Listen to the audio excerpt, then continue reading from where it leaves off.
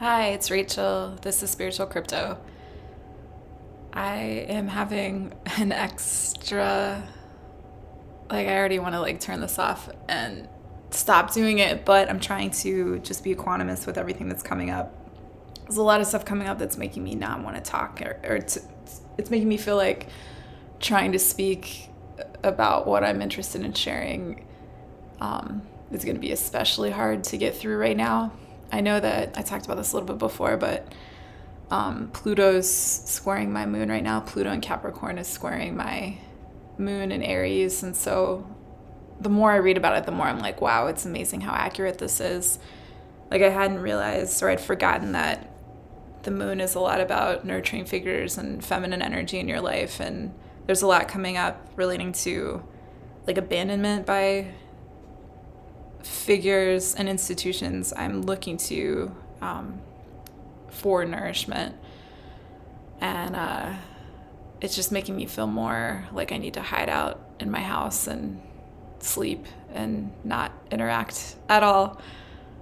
But maybe by talking about it here, somebody else who's going through it will feel a little less alone. So it would be cool if that would happen. Today I wanted to try and keep this brief, but I found it interesting that when I talked about the origin of seeds in the last episode, it was just kind of telling from a psychological standpoint to see what I left out. And one thing I left out was an experience I had where a friend and I were arrested for no reason and held overnight in a jail in Kenya while I was in Kenya working on seeds in our earliest days. And I think I left it out because it was traumatic, and I didn't realize this at the time. I didn't consciously realize this at the time, but sexual assault was involved too. So I remember my friend Peter, who I had this experience with, we reconnected not too long ago. He actually just took the most recent course that we offer, cryptocurrency and how to trade it, which was cool. It was cool that he was a part of that and we got to reconnect in that way. But we were talking, I think in the last year, and I realized I was even having trouble discussing what happened with him, even though it was just the two of us. We're the two people that went through this experience together. So hopefully more healing can come from this. So the story is just essentially that it was 2012. It was the summer of 2012. And I was in Kenya. And at that time, seeds, I talked about this some in the last episode, but the origin of seeds involved initially this idea of building a game and building the ability to make microloans to people who needed some funds into the game itself. And so we built this shitty game. And so I thought that at that time that I also needed to be connecting with people in the developing world, actually meeting them in person and seeing their circumstances and talking to them about their needs in person. Because I wanted us to identify recipients of the earliest microloans that we're going to be giving in person. I thought that was important. And I had some familiarity with Nairobi because the year before we'd filmed a leg of my documentary in Nairobi, in and around Nairobi. So I was back there in 2012, and that summer was just so hard. I think I think I said this before too, but I would like to take a look, and I haven't yet, at what was going on for me astrologically at that time, because it was just everything was falling apart. And then I was in Kenya for this 2.5-ish month period of time. And by the end of that period of time, it was just then this thing happened where we got held in jail. And it was the combination of everything just kind of breaking down. And it was challenging. So anyway, I'm there connecting with women there. I had a couple interns from Duke there with me, which added complexity, and I really shouldn't have had them there, but I didn't know anything and I just desperately needed any help that I could get. And it was just I didn't have proper housing for them, and I think I did an okay job of trying to explain the circumstances to them coming in, but it was just so difficult. It was so difficult. And one of them, I remember we agreed to pay, and then I think I couldn't pay her for a while, and then reached out to her later and wasn't able to get in touch with her. I'm not sure that she's been paid. I know I made attempts ultimately to make sure she got paid, but the fact that I thought it made sense to try and offer a paid internship at that stage was also really it was just like I was always in this energy of kind of bending over backward too much for the wrong, I don't want to say the wrong things exactly. I just couldn't see what was needed, and I was just so depleted all the time. And I was used to being backed into a corner and kind of fighting my way out of it and figuring out a way to survive. So there were a lot of times where I put myself in those circumstances where, for instance, we would need to raise money to take care of some bill, and I would figure out a way to do it.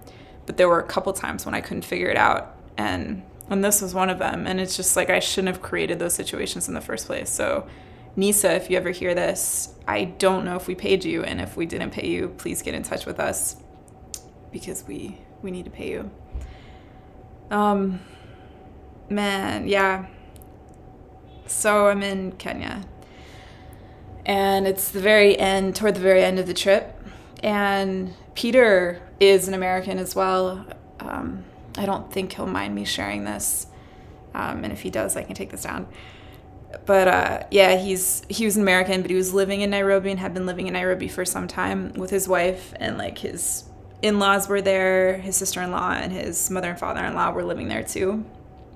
And I was connected to him because his sister-in-law was in this organization I was in called Sandbox, which was supposed to be like this idea of a metaphorical sandbox where like if people in their 20s who were trying to change the world or something were hanging out together and sharing experiences and knowledge in their 20s instead of meeting in their 50s or something, the idea was that could do more to help make the world a better place. So, yeah. So Peter's sister-in-law was also in this organization that I was in, which later was totally screwed over through like I think it was an acquisition or something, and the organization was effectively destroyed by this corporation, as I recall.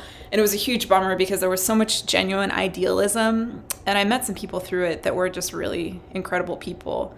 And I don't have contact with them anymore. It was like the organization just kind of fell apart because of this like sort of like hostile takeover, which was just a huge bummer. It was like a legal thing. So, but anyway, that organization, Sandbox, helped me get connected with various people in Kenya. So I knew some people, I had some friends there going in, or at least, like contacts who were also from this. Sandbox wasn't a very big organization at the time, and it was quote unquote like hard to get into or something. So yeah, it was helpful. So I met Peter through his sister-in-law, and his wife was working in Afghanistan at that time. Their thing was that they would go into conflict areas and try and help things out.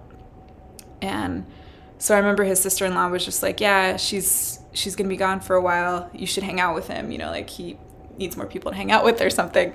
That's my memory of it. I don't know what Peter's memory of that would be. So we hung out some, as people do, especially I guess expats do. When they're in, when they're in a place that they're not from. And I remember it was like Friday night or something, and we went to dinner at this Ethiopian restaurant that I've been going to a lot that was good. And Peter just mentioned that around the city, you would see these signs. I think I'd vaguely noticed them before. They would be on like telephone poles and stuff, and they would say like, call this number if you want to get your fortune told by a witch doctor. They use the phrase witch doctor.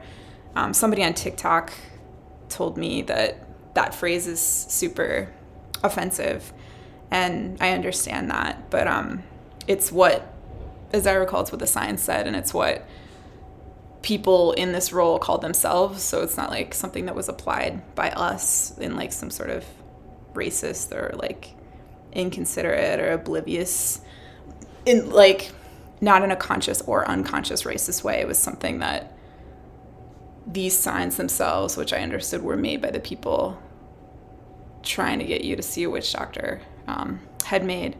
Also, I'm reading Obama's book, although I haven't picked it up in a while, and he used the phrase witch doctor in the book. So I think it's something that was used.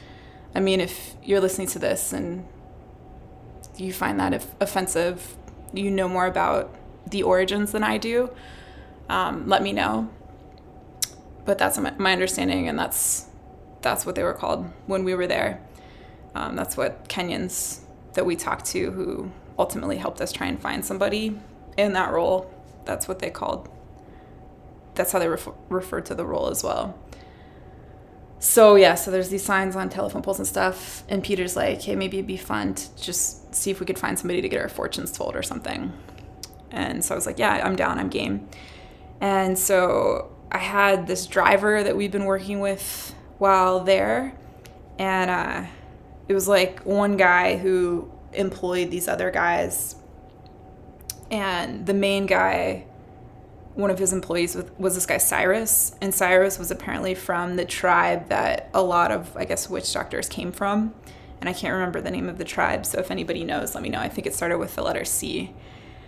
So he was like, yeah, I know some people, I can take you to somebody who can do this. I think we initially tried to call the number on the signs or something and couldn't get through to anybody or something like that. So Cyrus was just like, yeah, I can find somebody. So we went on this kind of crazy wild goose chase. I mean, you know, it was like a Friday night. It was dark by then. We're in this car with Cyrus.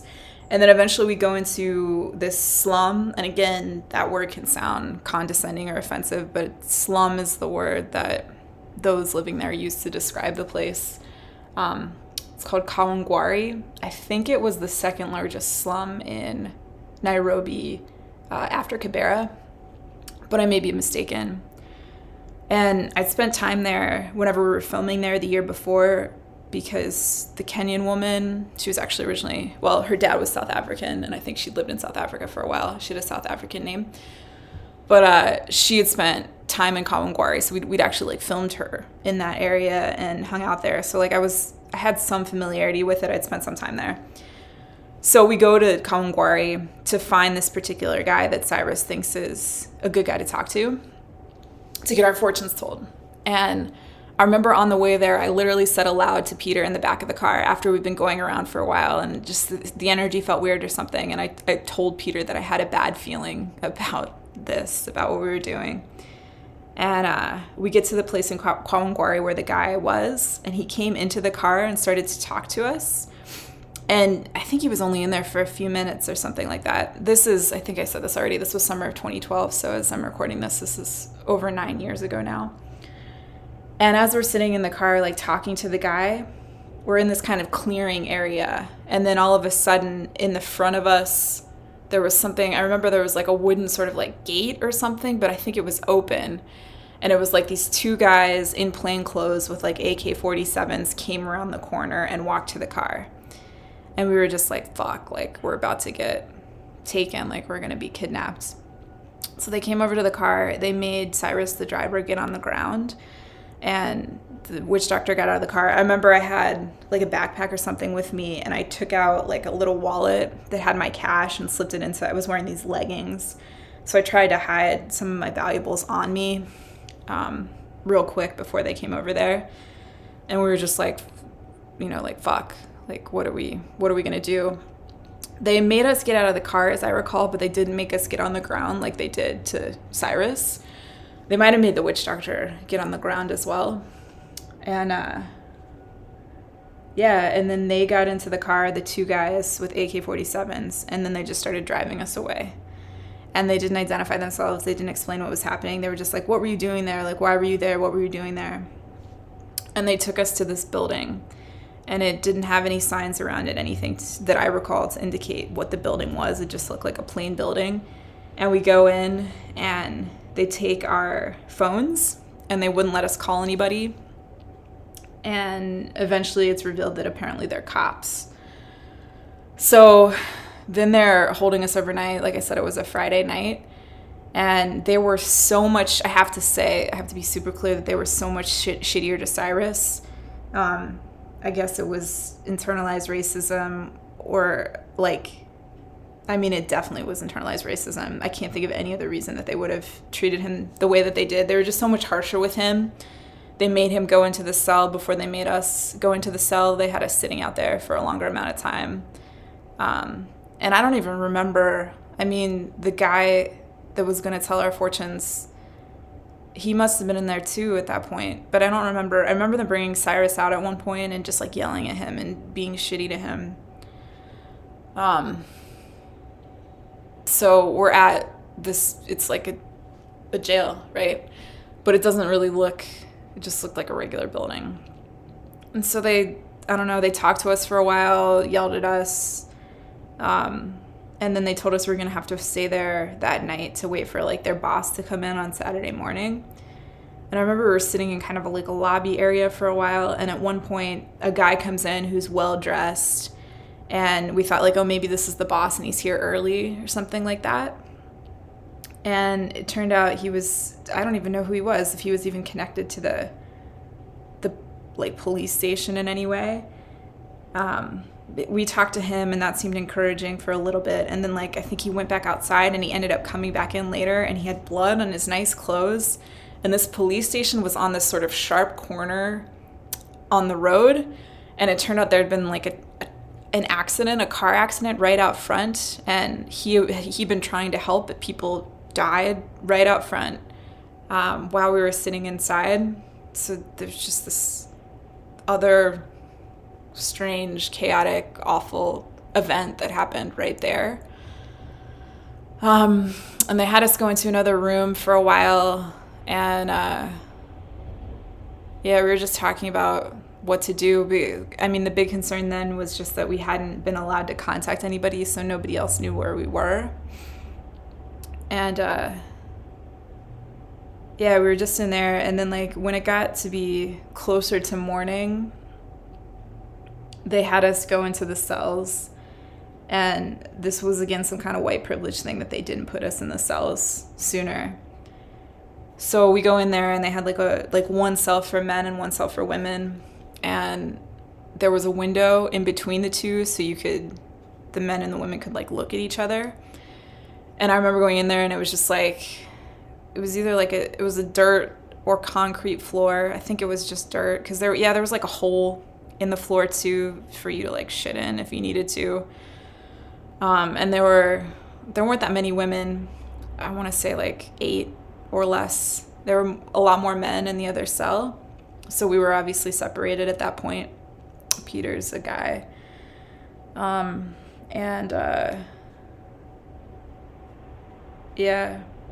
We were just in there and I remember sitting on the ground and I just started meditating, and that was before I knew anything about Vipassana, but that's what I thought to do. And everybody in there, I remember, seemed cool. Like nobody tried to like bully me or mess with me or anything, and it just made me think like how many other people are in here like also for no reason.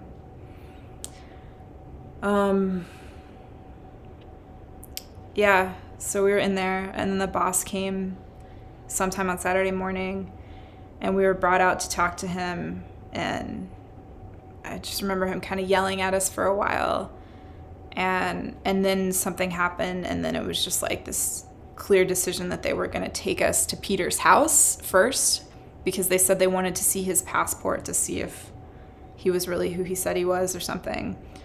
And then it became clear quite quickly that what they were trying to do was like extort some money from us. And sometime in that period, Cyrus's boss, John, who was the main driver, had been called as well. So he was around, and then it wasn't clear like what his involvement was at first, like why they called him. And I mean, he owned the car that Cyrus was driving that we had been in. But then it was eventually revealed that there was some kind of like collaboration between the cops and John to try, like John was encouraging us to pay the money that they were trying to extort. And I don't know if he was going to get a cut or something, but it was just like there was some kind of not above board collaboration going on there. So the first jail, like I said, was dirty and whatever, but there wasn't like shit on the ground or anything like that I remember seeing. So then as we're leaving that jail with these people, and John is there as well, we're in this kind of caravan and we go to Peter's house, and they go through his house and they're looking for stuff. He had, I believe, some money hidden somewhere, but they didn't manage to find the money. And I mean, it seemed clear that if they found it, they would have taken it. And I don't remember if it's because they didn't find any other money there, but then they were like, okay, now we're going to take you to an ATM and you're going to withdraw money from an ATM and give us that money. And the next stop after the ATM was going to be my place. And I had these Duke interns at my place who were also going to be staying in Nairobi after I left. I was scheduled to leave in a couple days. And so, you know, I didn't want them to know where these kids were going to be staying. So we go to this sort of like this marketplace area. There's a parking lot. And, we just pulled in. Now it's, I don't know, early afternoon on Saturday, something like that. And Peter and I were separated. We were in separate cars. And so I see Peter get out of his car and they lead him to an ATM and he's like withdrawing cash. And then I think it was just me and one guy who was driving in the other car.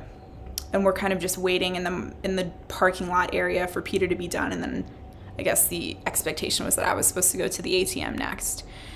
But instead, I slipped out of the car and I ran into a shop. I just figured, like, we're in a public place. I should make a scene in this public place. This is like our one chance to get somebody to pay attention and help us get out of this situation. So I slipped into the shop and there was this little Indian Kenyan woman behind the counter. She was like 5 feet tall. And I went up to her and I was like, please help us. Like, the cops have taken us for no reason. They took our phones and they wouldn't let us call anybody. Could you please call the American embassy? And she was like, get behind me, get behind me. So I got behind her, behind the counter. And very quickly, you know, like, they figured out where I had gone. So then these two dudes come in with AK-47s. And they were big dudes. Like, I think the one guy was like 6'3", probably. And he's pissed. And so he comes in there. And this woman, like I said, is tiny. And he starts pulling on me and dragging me out back into the parking lot area. And he ends up ripping off, I was wearing like a little dress and tights, like I said, and like a sweater, I think. He ends up ripping off my dress and my bra so that I'm topless in this parking lot area. And I'm just screaming at this point. And John, that fucking driver, is there. And I'm like yelling I just remember I'm screaming in his face and I'm like, how could you do this to us? Like, we trusted you. How could you do this to us? Like, he was collaborating with these like corrupt fucking cops. And I just remember at this one point, I'm screaming in his face and he just like looked down like at my chest. And it was like the grossest, most like dehumanizing look a human can give to another human. And I was just so furious and disgusted. So I'm just like screaming and I'm like trying to fight these guys off. They're trying to push me back into the car and I'm struggling and I'm yelling at the crowd like, please someone call the American embassy, please someone call the American embassy. And I'm also like simultaneously wondering if I really fucked things up because they're angry now. And I just like, I was hoping that I didn't make things worse for Peter and I and for like these two kids that were at my apartment. But I was committed at that point. I'd already made the decision to do it, so I just did it. And I don't even know if they tried to force me back in the car for 30 minutes or if it was 10. Like, I don't know how long it was. And the other thing that sticks out that I remember strongly is how much the Kenyans, like the native Kenyans, didn't care. But there were, like, that Indian Kenyan woman helped out. She ended up actually calling the embassy. She was like the heroine of the day. And then there was this older Indian guy, maybe like in his 70s or something like that. And he was so kind to me. He took off his sweater. He literally gave me the shirt off of his back. He took off his sweater and put it on me so that I had clothes. And I remember my shoe fell off as they were trying to push me back into the car or something. And he picked up my shoe from the ground and put it on my foot. And there was this other guy, this Muslim guy, and he was standing there and he was yelling at the cops and he was just like, you can't treat people like this no matter what they've done. Like, it's not okay to treat people like this. But yeah, I mean, years and years of colonialism, I guess. The native Kenyans were just like indifferent. And people were taking pictures with their cameras and stuff, but it was 2012 and we were in Kenya. So it was like people didn't have, there weren't a ton of people with camera phones yet. So I remember Peter said something like, this is going to be on social media soon. And then like his sister-in-law would see it and she was well connected and she would tell other people, but that didn't end up happening. It just, I think, wasn't the technology and like whatever that moment in history and stuff, it wasn't far enough along yet for something like that to happen. So we then get taken to this other jail. Somebody else showed up, and the guy that was pissed, the guy that was the most angry, who was kind of the scariest, at least he seemed the scariest at that time, was like, I'm going to make you feel fire. I'm going to make you feel fire, like threatening us on the ride over. And they were looking at me differently by that point too. Prior to that, I'd forgotten this until just now. They kind of ignored me and deferred to Peter in like this sort of, I guess, subtler form of misogyny or something. It was like the guy was doing the talking or something, the male person. But after that, they certainly were paying attention to me. And that's when the guy was like, I'm going to make you feel fire. I remember that, as I recall, he was talking to me directly. So they took us to this other jail, like I said, and we go in there and like the boss guy is in there and he brings us in and he's just like, this isn't America, something like that. Here we shoot. If you run, we shoot, something like that. And he was pissed. And there's this other thing I just remembered. I'd been wearing this bracelet for a year since the summer prior when I'd been there filming the documentary. That summer, I'd been in a bar one night and I met this woman and she was really drunk and she was really, really emotional. And she was wearing this bracelet that was beaded and it said Joria on one side of it. That was her name. And on the other side, it said Chewy, which was her nickname. And she was so upset and she was telling me about how like her husband had gone to Somalia and he disappeared and she didn't know what had happened to him. And she took her bracelet off. It was like this really kind, like beautiful gesture. And she gave me the bracelet and she was like, you look like someone who is free. And so I wore the bracelet I didn't take it off for that year. And then when I was back in Kenya and I had to go to the second jail, they made me take the bracelet off. They made me take off whatever jewelry I was wearing at this second jail. And there was something just like interesting or poetic or whatever about that I had to take the bracelet off that she'd given to me because she thought I looked like someone who was free when we were being taken into this place, you know, like where we were being held where we weren't free. I just found the bracelet again like a month ago when I was at a Vipassana course, the 20-day I just did, and remember that story. And it's just like, I wonder where she's at today and how she's doing. And I didn't wear the bracelet again after that. Once I took it off that day, like I didn't put it back on and keep wearing it. So yeah, we're at the second jail. The boss is yelling at us for a while, and then they put us into like the holding cell areas, and there was like shit everywhere. I remember my shoes were just covered with like, I think it was human shit. And they took us down to like, I remember it was down steps, and then they were separate again. Like Peter and I weren't in the same cell.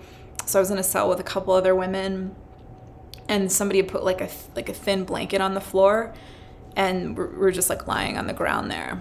So that's what I did for a while. I just lied on the ground on this like blanket with these other people.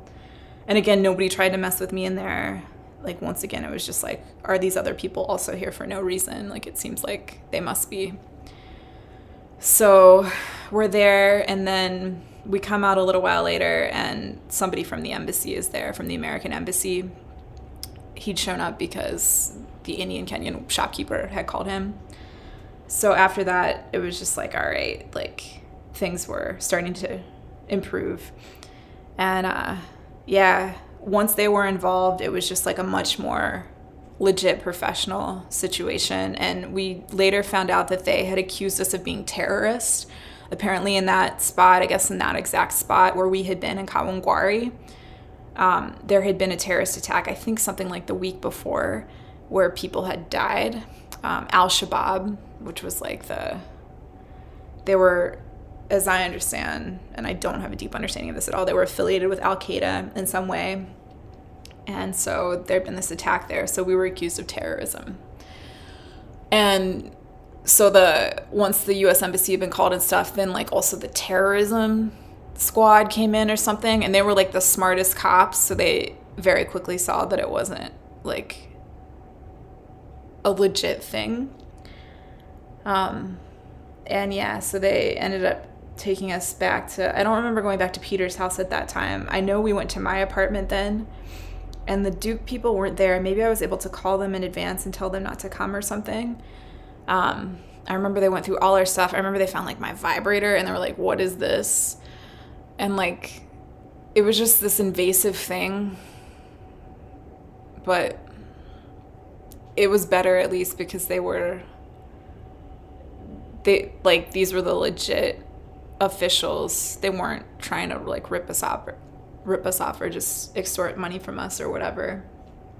So yeah, they went through our stuff there. I remember the cop from before who told me he wanted to make me feel fire. Later on, when we were waiting for them to do paperwork or something, because it ended up being just this very long day. But we didn't have to go back into a jail after that, after the embassy showed up and the terrorism cops showed up, the anti-terrorism squad or whatever they would have been called. The guy that said he wanted to make me feel fire earlier, he was outside smoking a cigarette or something, and I ended up being out there and hanging out with him, and I like was able to bum a cigarette off of him, and like I think I said something to make him laugh or something, and I remember feeling this sense of like pride or whatever that I'd managed to like charm him later on. It was like we almost became friends. And yeah, so that was that day, and whatever time it was, late that night, they let us go home. But we then had to go somewhere early the next week on Monday, I guess, and talk to more officials about what had happened. And I think there was some kind of report that later created trouble for Peter when he was trying to find work, because what they said on the report was so vague and so inaccurate and stuff. Peter had to move because he didn't want to stay in a place where like these corrupt cops knew where he lived and could potentially keep messing with him. And yeah, and then I left Nairobi as I was scheduled to a couple days later, like on the original flight I'd bought and whatever. But I remember the last couple nights I was there, I didn't sleep at the apartment. I slept like at the co-working space on a couch there. And that was that. And yeah, it wasn't until like 5 years later, when I was doing this session with this past life regressionist of all people, this dude, Ainsley McLeod. Some people have heard of him. He even did a session with Oprah one time that I watched, and he's written books and stuff. So I did like this way overpriced past life regression with him at one point, but he was good at what he did and stuff. And something came up in the conversation that led me to, for whatever reason, talk about this arrest in Kenya. And he pointed out that when they ripped off my clothes like that it was a form of sexual assault. And I was like, you're right. And it had to be like a Scottish man in his 60s to wake me up to the fact that it was another form of sexual assault. And I was just like, whoa.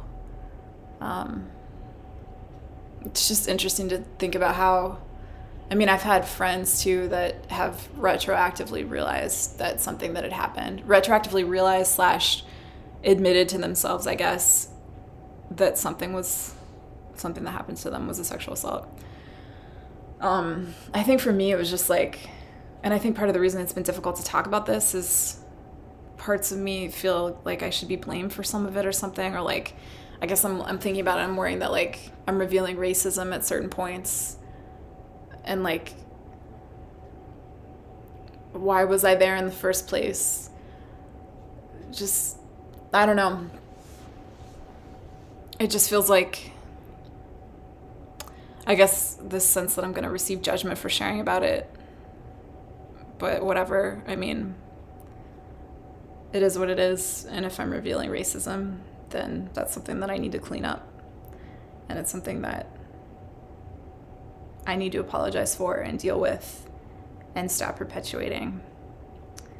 But I also understand that in my reluctance to talk about this, there's some internalized misogyny and misofem where I'm not like advocating for myself fully.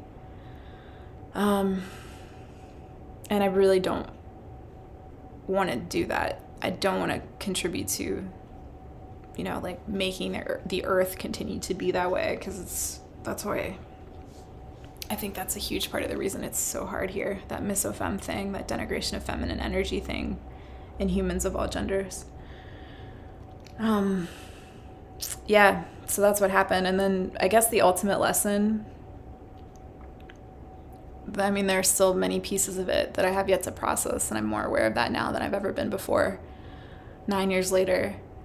But also this thing of just like, those cops took that job with the assumption that they could extort money from people, that was part of the job description. And that happens so frequently, and it's so normalized that, like, helping people out so that there are legitimate ways to just receive the gift, like through seeds, just getting away from that type of structure, which is it's so bad masculine energy, you know? Like, the whole thing about it was just about power and